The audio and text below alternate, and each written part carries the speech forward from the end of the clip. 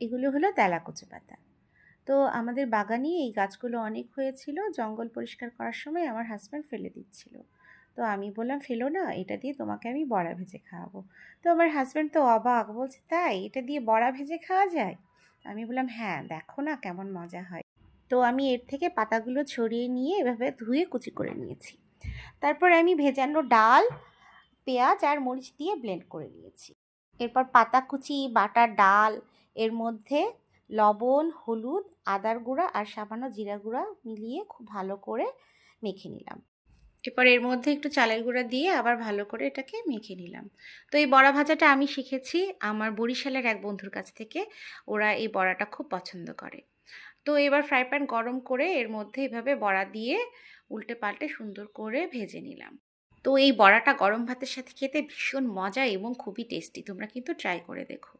তো আমার বড়াটা ভাজা হয়ে গেছে, এখন পরিবেশনের জন্য রেডি। তো আমার ভিডিওটি ভালো লাগলে তোমরা লাইক, কমেন্ট এবং শেয়ার করতে ভুলো না। ধন্যবাদ সবাইকে।